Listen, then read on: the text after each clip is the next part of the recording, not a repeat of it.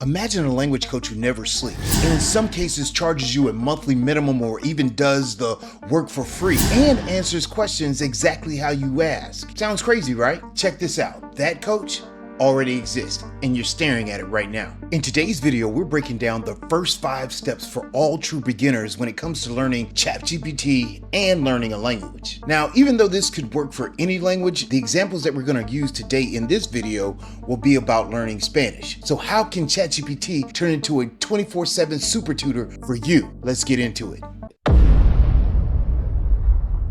Hola, soy Profe Don Omar, and I've helped thousands of people just like you jump from hola to smooth, natural conversations in Espanol. Now, I decided to create this video simply because a viewer in a previous video mentioned that they didn't quite understand how to use ChatGPT, much less they didn't know how to use ChatGPT along with learning a language or trying to learn a language. If you're brand new to learning a language and using ChatGPT, tengo buenas noticias para ti, or any language you're learning. For those of us who are working on Spanish, we're going to be incorporating today the Vamos blueprint. And so each step or each move that we're going to cover is going to fall in line with the blueprint that you see right here. And you can pick up your copy of the Vamos blueprint in the description below. Just click the link and it'll take you to your own PDF version of the Vamos blueprint. And actually, I don't think you necessarily have to use ChatGPT. ChatGPT is just one of the more popular ones and one of the ones that I know how to use really well. You could probably use these prompts with other AI platforms to get the same or similar results.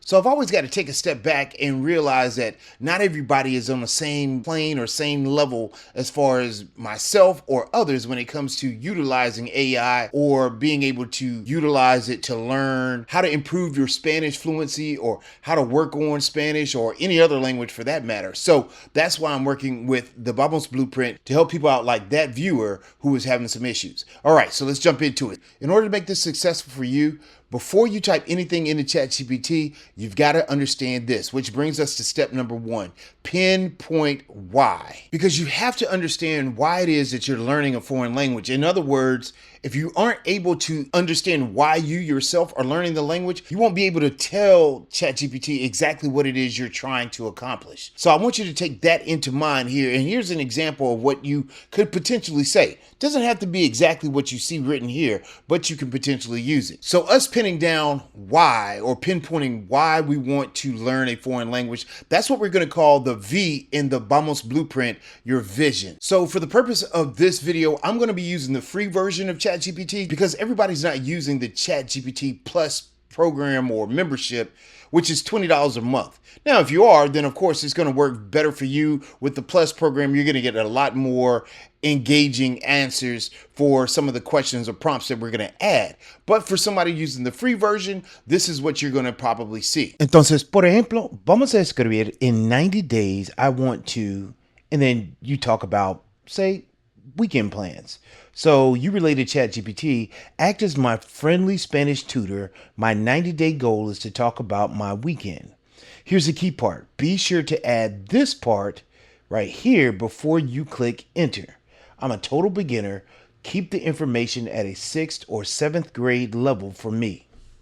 And boom, just like that, you set the lane lines for your learning pool. Now, once you type that in, it's going to respond and give you some of the information that you need to know for this beginning with your conversations and with your practice. Now, once you have this, we're moving on to step 2, which is your tiny starter kit, or the A, which is going to simply mean acquire, or we're gathering information that we need to get the ball rolling for us being able to improve in our language skills in the language that you're studying. So step 2 is our tiny starter kit. We are acquiring 10 phrases that we're going to be using in Espanol over the course of the 30 or 90-day program, but you want to get these 10 phrases in 1 week. What's that, like 2 phrases a day? I think you can handle that. So what you're going to ask ChatGPT first is you're going to type in, create 10 must-known phrases tied to my goal. So once you key that in, it's going to give you your 10 phrases. Then it's going to give you the IPA pronunciation as well as an English-friendly sound key.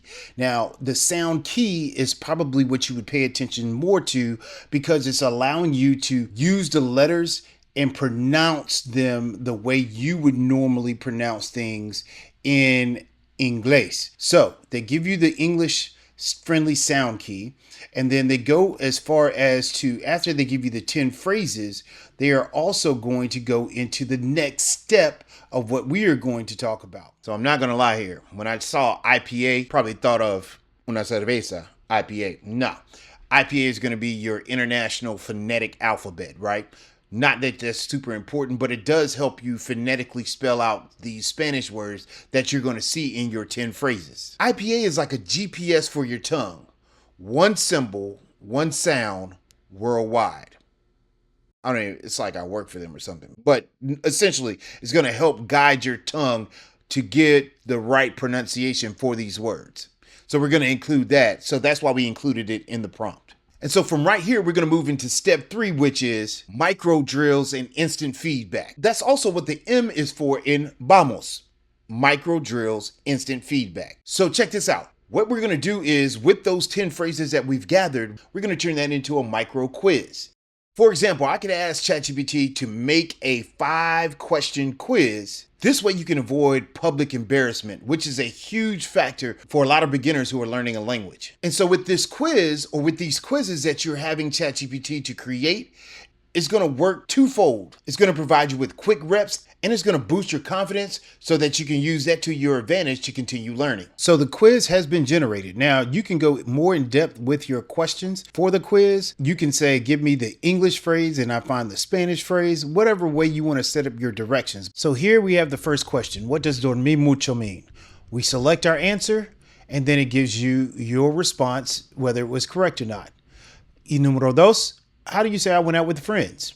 Select your answer, correct again. Número tres, we're going to select the incorrect answer here for que hiciste el fin de semana.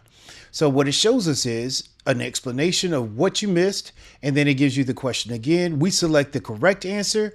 Y aquí tenemos, what did you do on the weekends? Question 4, what phrase means I watched a movie? Nuestra respuesta, vi una película. Y question number 5, no hice mucho.